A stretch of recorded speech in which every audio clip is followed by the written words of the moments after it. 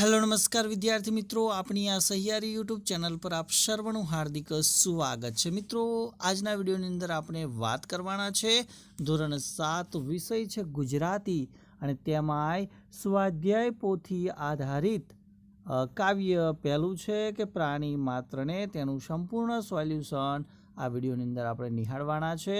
તો આ વિડીયોને અંત સુધી જોવાનું ભૂલતા નહીં। ચેનલ ઉપર પ્રથમ વખત આવેલા હો તો ચેનલને સબસ્ક્રાઈબ કરી બાજુમાં આપેલ બેલને પણ પ્રેસ કરી દેજો।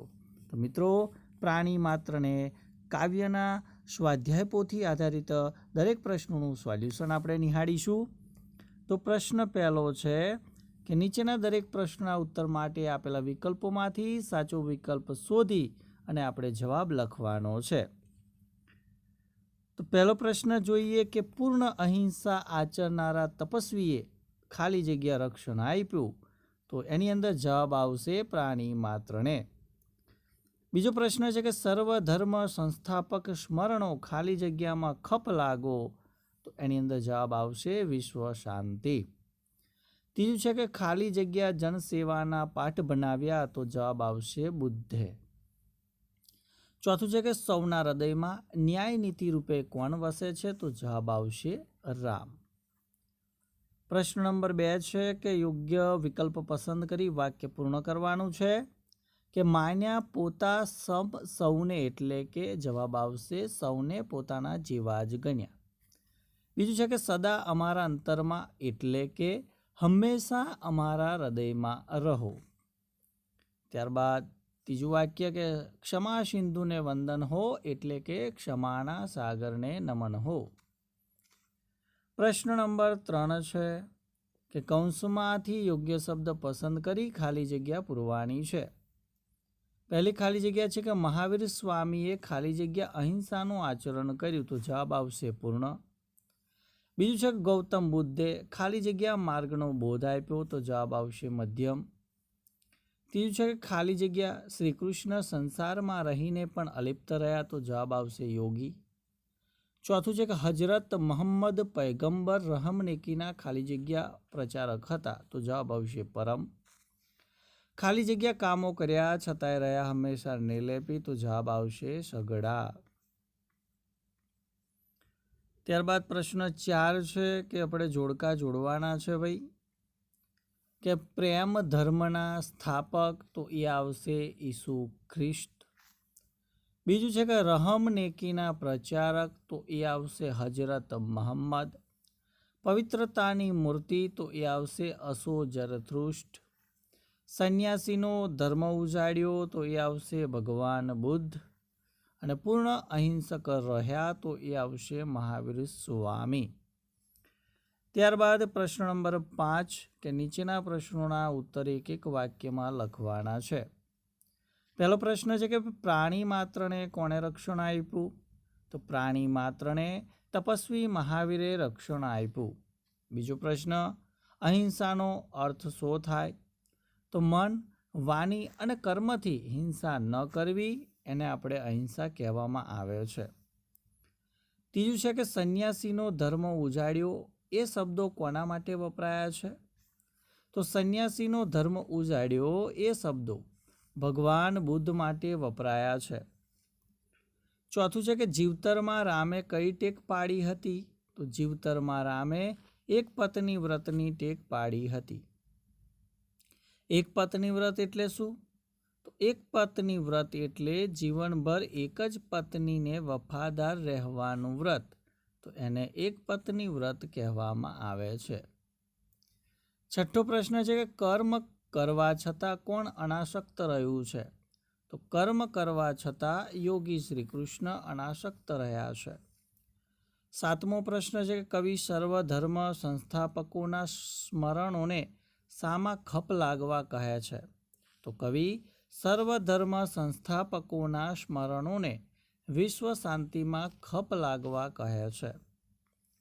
ત્યારબાદ પ્રશ્ન નંબર 6 કે નીચેના પ્રશ્નોના ઉત્તર 1-2 વાક્યમાં લખવાના છે। પહેલો પ્રશ્ન કે કાવ્યમાં કયા કયા મહામાનવોનો ઉલ્લેખ થયો છે, તો કાવ્યમાં મહાવીર, બુદ્ધ, રામ, કૃષ્ણ, ઈસુ, હજરત મોહમ્મદ પૈગંબર તેમજ અસો, જરથુષ્ટ જેવા મહામાનવોનો ઉલ્લેખ થયો છે. બીજો પ્રશ્ન છે કે રામને અંતરમાં રાખવાની વાત કેમ કરી હશે? તો રામ જીવનના આદર્શરૂપ મર્યાદા પુરુષોત્તમ છે. તેમને એક પત્ની વ્રતની પ્રતિજ્ઞા લઈને જીવનભર પાડી હતી. તેમનું જીવન ન્યાય નીતિને સમર્પિત હતું. આ કાવ્યનો મુખ્ય સંદેશ શું છે? તો સમગ્ર માનવ જાતના સુખની પ્રેરણા મહામાનવોના જીવન કાર્યોમાં છે. એ આ કાવ્યનો મુખ્ય સંદેશ છે. ચોથો પ્રશ્ન છે કે શ્રી કૃષ્ણને યોગી કેમ કયા હશે? તો ભાઈ શ્રી કૃષ્ણને યોગી કયા હશે કારણ કે એમને સઘળા કાર્યો પોતાના કૌશલ્યથી કર્યા છતાં હંમેશા નિર્લેપ રહ્યા છે. તેથી એમને યોગી કહેવામાં આવે છે.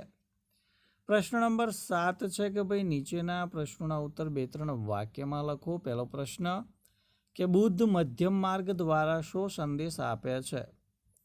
તો સામસામા પક્ષો કે સિદ્ધાંતોની અતિરેકતા વચ્ચે સમન્વય આપે તેવો વચલો માર્ગ કે ઉપાય જીવનરૂપી વિનાના તાર એવા તાણીને ન રાખો કે તૂટી જાય, એમ એટલા ઢીલા પણ ન રાખો કે જીવનરૂપી સંગીત માણી ન શકાય.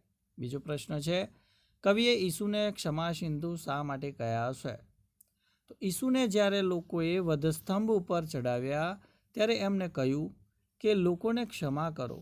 એમને ખબર નથી કે તેઓ શું કરી રહ્યા છે. ઈસુની આ દિવ્ય વાણીને કારણે કવિએ તેમને ક્ષમા આપનાર દરિયા જેવા એટલે કે ક્ષમા સિંધુ કહ્યા છે. પ્રશ્ન 3 રામના એક પત્ની વ્રત દ્વારા કવિ શું કહેવા માંગે છે? તો રામના પિતા દશરથ રાજાને 3 પત્નીઓ હતી. એ વખતે રાજાઓ એકથી વધુ પત્નીઓ રાખતા.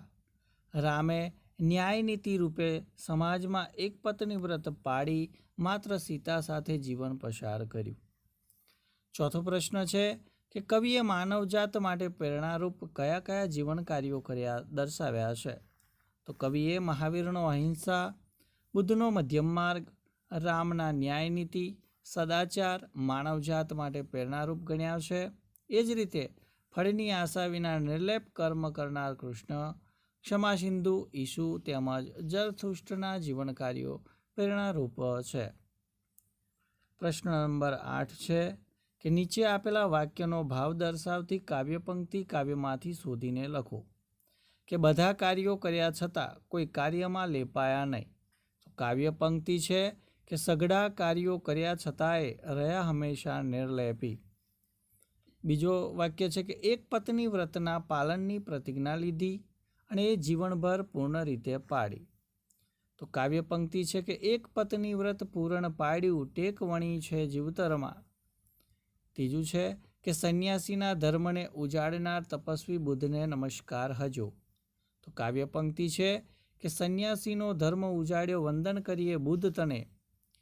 ચોથું વાક્ય છે કે બધા જ ધર્મોના મહામાનવોની યાદ જગતની શાંતિમાં ઉપયોગી બને કે સર્વ ધર્મ સંસ્થાપક સ્મરણો વિશ્વ શાંતિમાં ખપ લાગો. ત્યારબાદ પ્રશ્ન 9મો છે કે કૌંસમાંથી યોગ્ય શબ્દ પસંદ કરી આપણે ફકરો પૂર્ણ કરવાનો છે. જેમ કે નાનકડી ટેકરીની પાછળ રળિયામણું ગામ હતું. ગામમાં આશરે 200 ઘરો હતા. કોઈના ઘર નાના તો વળી કોઈના ઘર મોટા. ગામને પાદર કૃષ્ણનું મંદિર, તેના પર કેસરી ધજા ફરકે, એના આંગણામાં લીલાછમ ઝાડવા, તેની ઉપર રંગબેરંગી પક્ષીઓ કલ્લોલ કરે. મંદિરમાં પિત્તળનો ઘંટ બાંધેલો, તેનો મધુર રણકાર સવાર સાંજ આખા ગામમાં ગુંજી રહે. આરતી સમયે તો અહીં ઘણી ભીડ રહે. તો અહીંયા ખાલી જગ્યામાં સાચા ઉત્તરો તમે જોઈ શકો છો. ત્યારબાદ પ્રશ્ન નંબર 10 કે નીચે આપેલા શબ્દોના અર્થ આપી વાક્ય પ્રયોગ કરવાનો છે. તો વંદન એટલે નમસ્કાર અને પ્રણામ, અને વદન એટલે મુખ, ચહેરો થશે. વાક્ય છે કે રોહિતે મહારાજને વંદન કર્યા. વદન તવ નિહાળી મન પ્રફુલ્લિત થાતું. એ જ પ્રમાણે બીજો શબ્દ છે અંતર, તો અંતઃકરણ અને મન થશે. અને અંતર એટલે છેટું, અવકાશ થશે. અને અંતર એટલે ભેદ અથવા જુદાઈ થશે. વાક્ય છે કે પ્રભુ હે અંતરમાં તું જ રટન હંમેશે રહે. અમદાવાદ અને વડોદરા વચ્ચે કેટલું અંતર છે? તું મિત્ર છે પણ મારાથી હંમેશા અંતર રાખે છે તે બરાબર નથી. પ્રશ્ન 11મો છે કે ભાઈ નીચે આપેલા શબ્દના નજીકનો અર્થ સામે આપણે ખરું કરવાનું છે. તો માત્ર એનો અર્થ થશે ફક્ત. સેવા એનો અર્થ થશે ચાકરી. ક્ષમા એનો અર્થ થશે માફી. સ્મરણ એનો અર્થ થશે સ્મૃતિ. ત્યારબાદ કૌંસમાંથી યોગ્ય શબ્દ પસંદ કરી ખાલી જગ્યા પૂરવાની છે. કે મહાવીર સ્વામીએ અહિંસાનું આચરણ કર્યું, ખાલી જગ્યા બધા પ્રાણીઓને રક્ષણ આપ્યું, તો અહીંયા જવાબ આવશે અને.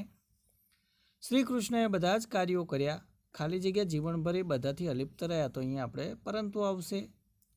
ત્રીજું છે કે વરસાદ વધુ હતો, ખાલી જગ્યા હું ઘરેથી નીકળી ન શકી, તો અહીંયા આવશે તેથી. તમે સવારે નીકળશો, ખાલી જગ્યા સાંજે, તો અહીંયા જવાબમાં આવશે કે.